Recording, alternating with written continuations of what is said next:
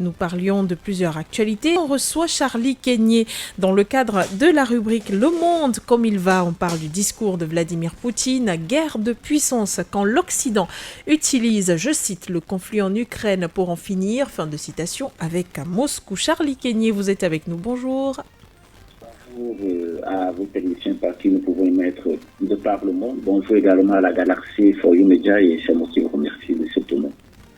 C'est un plaisir de vous recevoir ce matin. Le président de la Fédération de Russie s'est exprimé le 21 février 2023 et dans son discours, il est revenu sur les raisons de l'offensive sur le sol ukrainien, mais aussi il a profité de ces pratiquement 45 minutes de discours, bien sûr, en face du peuple et puis tous ceux qui étaient en sa compagnie pour marquer un arrêt et pointer du doigt l'Occident qui utiliserait donc le conflit en Ukraine pour en finir avec Moscou.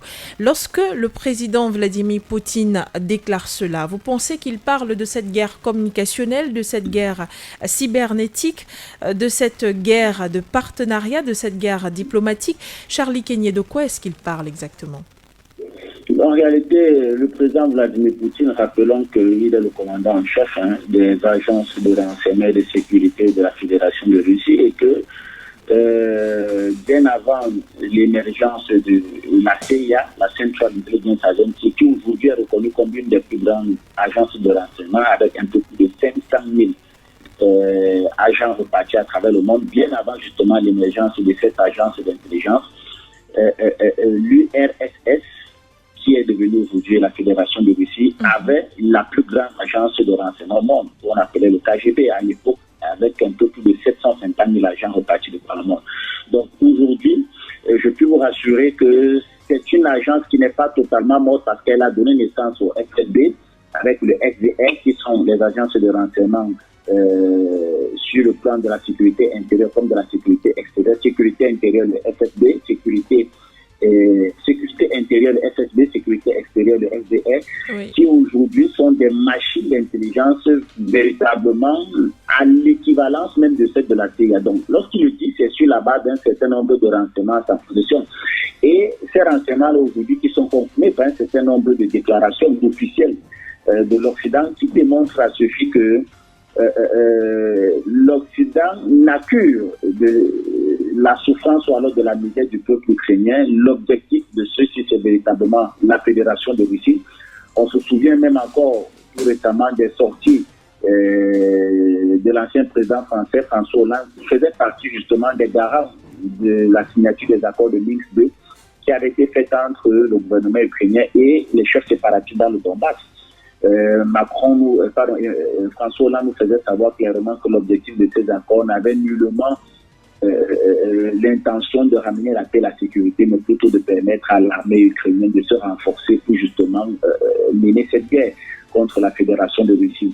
On voit encore très bien la sortie de l'ancien ministre israélien, l'ancien premier ministre israélien, la personne de Naftali Bennett, qui fait savoir que le bloc occidental a tout fait pour justement empêcher les négociations de paix avec la Fédération de Russie.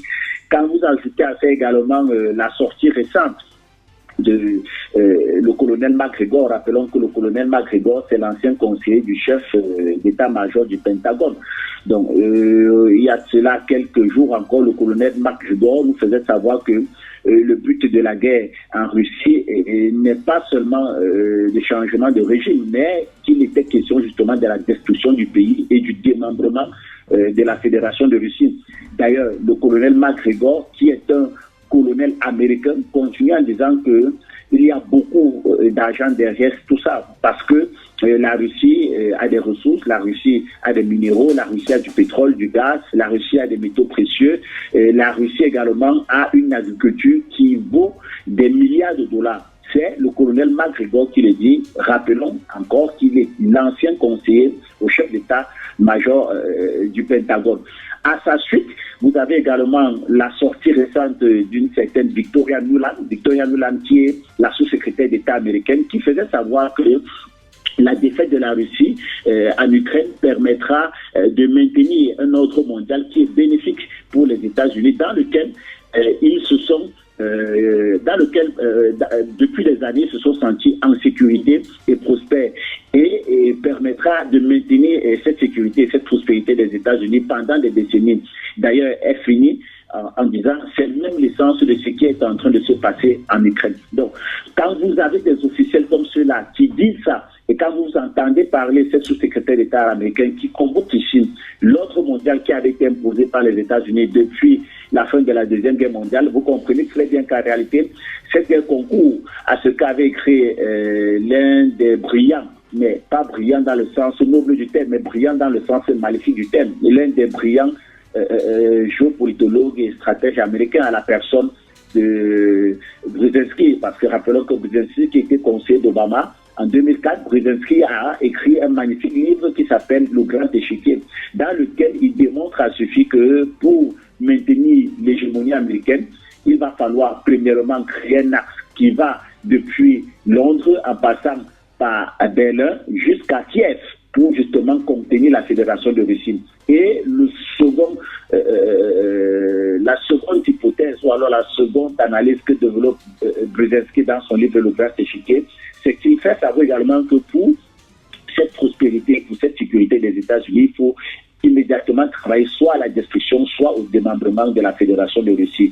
Et c'est justement ce que nous avons observé durant ces 30 dernières années, avec justement ce grappillement de l'OTAN, parce que, disons-nous les vérités, lorsque la Fédération, lorsque l'Union des républiques soviétiques et socialistes de Gorbatchev décidait de signer le pacte de Varsovie avec les accords de Minsk de 1991 qui justement consacrait la CEI, la communauté des États indépendants, qui permettait à ce qu'un ensemble de pays qui justement faisaient partie du bloc URSS puissent prendre leur indépendance. Il y a eu des promesses qui ont été faites. Vous me direz que les promesses n'engagent que ceux qui croient, mais rappelons également qu'il y a des promesses qui ont été faites. Principalement, on se souvient de la déclaration de l'ancien secrétaire d'État américain à la personne de James Baker dans les années 1991, qui faisait savoir qu'aucune juridiction militaire de l'OTAN ne s'étendra d'un pouce en Europe de l'Est. Nous sommes là en 1991. C'est justement sur l'ensemble de ce nombre de promesses que Gorbatchev avait accordé l'indépendance à ces 15 États qui avant constituaient l'Union des républiques soviétiques et socialistes. Et on s'est rendu compte que de 2000 à pratiquement 2010, l'OTAN n'a fait que rattacher à son alliance militaire la plupart de ces anciens États qui faisaient partie du bloc soviétique et menaçant de plus en plus l'intégrité et la sécurité de la Fédération de Russie. D'où, justement, parfois, ces faits d'histoire qui sont balayés d'un revers de la main par les médias mainstream, par les médias occidentaux, comme pour présenter à la face du monde que Vladimir Poutine sera monsieur qui s'est levé un matin pour justement attaquer l'Ukraine. Au non, il y a des faits historiques qui sont assez marquants et qui démontrent à suffit de cet acharnement ou alors de cette volonté à véritablement implémenter cette idéologie géopolitique qui avait été pensée par Brzezinski contre la Fédération de Russie de nature à véritablement l'empêcher d'être cet État-là qui pourrait nuire à l'hégémonie, à cette prospérité, à cette sécurité des États-Unis qui justement a pour seul objectif de créer cet ordre mondial-là avec comme seul gendarme les États-Unis, c'est-à-dire que créer un monde unipolaire avec comme point focal, comme centre du monde, les États-Unis. Dans son discours, merci beaucoup Charlie Kenyé pour cette situation historique ou alors je dirais l'historicité que vous avez partagée avec nous. Dans son discours le 21 février 2023, Vladimir Poutine n'a pas accusé l'Occident, il a fait, pas accusé mais je dirais pointer du doigt l'Occident dans la guérilla qui se vit actuellement entre l'Ukraine ou je dirais entre l'OTAN et la Russie. Il a parlé de plusieurs autres vices, mais surtout est revenu sur les fondements ou alors les raisons de cette offensive du côté de l'Ukraine. Nous sommes parvenus à la veille de ce qu'on pourrait appeler l'anniversaire, disons-le comme ça, de l'ouverture des hostilités du côté de l'Ukraine. Est-ce que vous pensez, Charlie Kenyé, qu'on va vers un conflit qui va se solder ou alors qui continuera tout simplement de s'enliser avec les propositions d'aide des États-Unis ainsi que de la France et en même temps des propositions de dialogue des États-Unis et de la France à Vladimir Poutine? Bien, vous savez, la situation telle qu'elle est sur le terrain aujourd'hui, il n'y a pas un analyste sérieux qui vous donnera de façon certaine l'issue de ce conflit. Parce qu'on a comme l'impression que la situation est en train de s'enliser et il y a derrière ces également une guerre de civilisation qui se joue. Parce que d'un côté, vous avez les États-Unis qui veulent maintenir leur hégémonie et leur idéologie, c'est-à-dire leur niveau de puissance à l'échelle internationale. Et d'un autre côté, vous avez la Fédération de Russie qui est également en train de lutter pour sa civilisation, c'est-à-dire qu'elle ne veut pas accepter être phagocytée, un peu comme ce qu'on voit aujourd'hui sur le sol européen par cette civilisation américaine. Donc, c'est difficile vraiment de se prononcer, mais la réalité est telle que tant que les acteurs sur le terrain ne prendront pas la mesure de ce qui est en train de se faire, je peux vous rassurer qu'on continuera à compter les morts, mais également l'un des nœuds de ce problème-là, dans la résolution de ce conflit, c'est la personne du président ukrainien. On voit très bien que, j'ai bien envie de dire, son instabilité mentale nous oblige aujourd'hui à nous poser des questions sur véritablement que deviendra le monde dans les années à venir. Parce que quand on voit le discours qui est porté par celui-ci, on a comme l'impression qu'il serait un fils du diable envoyé sur terre pour détruire l'humanité. Rappelons que tout récemment, il menaçait la Chine. Imaginez un monsieur comme celui-là qui n'est en rien exemple, parce que quand on comprend les motivations de la Fédération de Russie à engager cette opération spéciale du côté de l'Ukraine, aujourd'hui les faits nous montrent que ces motivations étaient nobles. Quand vous voyez un pays comme celui-là, rappelons qui faisait partie des pays les plus corrompus au monde. D'ailleurs, même les indices en termes de démocratie venant des États-Unis montraient que l'Ukraine n'est en rien une démocratie. Parce que si ils avaient classé la Russie, je crois, pratiquement en 177e, l'Ukraine était dans également, pardon, 186e, l'Ukraine était dans les 177e. Ça veut dire que même les États-Unis ne voyaient pas en l'Ukraine une démocratie. On sait aujourd'hui avec l'affaire des Panama Papers que c'était l'un des pays occidentaux ou alors l'un des pays d'Asie de l'Est les plus corrompus. C'est-à-dire qu'aujourd'hui, la plupart de l'établissement politico-administratif ukrainien, ce sont des corrompus. D'ailleurs, il y a toute une liste de ces personnes-là qui se sont enrichies à travers les paradis fiscaux qui circulent un peu partout sur les réseaux sociaux. Il y a également le fait que on sait très bien que c'est un gouvernement qui, pendant bien des années, n'a fait que massacrer sa population, il faut le dire. D'ailleurs, il était très proche des réseaux, des régiments à caractère nazi. On parle ici du régiment d'Azov et bien d'autres régiments qui étaient très proches de Volodymyr Zelensky. C'est un monsieur qui n'était en rien un exemple. Et quand on voit comment ce monsieur-là aujourd'hui contrôle ou alors commande les grandes chancelleries occidentales, on a bien envie de se poser la question, est-il une marionnette ou alors est-il un envoyé du diable venu décimer la race humaine?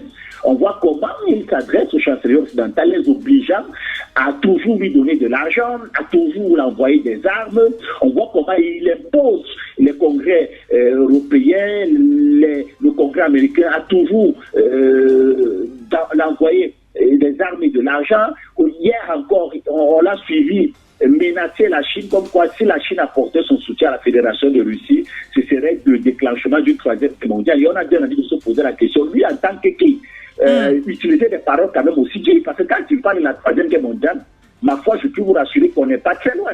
Surtout que les pays qui s'affrontent aujourd'hui sur le terrain sont détenteurs d'armes nucléaires, c'est-à-dire que ce soit certaines puissances du bloc de l'OTAN ou encore la Fédération de Russie. Mais au lieu justement de s'asseoir et de trouver des négociations, tant du côté occidental, on parle de tout, sauf de paix, sauf de négociations. Mais il faut rappeler également que les négociations, alors l'envie de négocier doit venir de l'acteur principal de ce conflit-là, à savoir l'Ukraine. Donc aujourd'hui, lorsqu'on voit comment ce chef d'État est en train d'obliger sa population à mourir pour des raisons, ma foi, fallacieuses, Parce que on est en train de vouloir mobiliser les étudiants aujourd'hui pour combattre sur le terrain. D'ailleurs, déjà que cela a été fait. Les frontières ukrainiennes sont bloquées parce que on interdit aux jeunes de 17 ans de quitter le pays parce que l'âge mobilisable, c'est 18 ans. C'est-à-dire qu'on attend, pour ceux qui ont 16-17 ans, d'attendre l'âge mature, c'est-à-dire l'âge de 18 ans, pour pouvoir les mobiliser dans l'armée. Est-ce qu'on est là en face d'un chef d'État qui se soucie de sa population? On ne compte pas des milliers d'Ukrainiens qui sont déjà morts sur le terrain, des millions d'Ukrainiens qui ont fui le pays du fait de la guerre, mais on voit un chef d'État qui se plaît à tuer sa population au quotidien, alors qu'il sait très bien que le rapport de force n'est pas en sa faveur. Donc, ça oublie des interrogations de véritablement comprendre est-ce qu'on est parti pour une troisième guerre mondiale, mais je pense que tout est fait pour. Le stimulus ici, pour que nous n'arrivions pas à cette troisième guerre mondiale, à mon humble avis, serait que ce monsieur-là, la personne de Volodymyr Zelensky, quitte le pouvoir ou alors qu'il soit renversé peut-être par son établissement et que quelqu'un de beaucoup plus conciliant prenne le pouvoir de nature à véritablement amener les acteurs sur la table à véritablement faire des compromis, des compromissions pour justement ramener la paix et la sécurité de ce côté-là. Merci infiniment Charlie Kenyé. Je rappelle que vous êtes analyste et stratège. Vous étiez l'invité ce matin de Le Monde comme il va dans le cadre de For You Matin. C'est moi qui vous remercie, madame. Bonne journée à vous. Bonne journée à vous.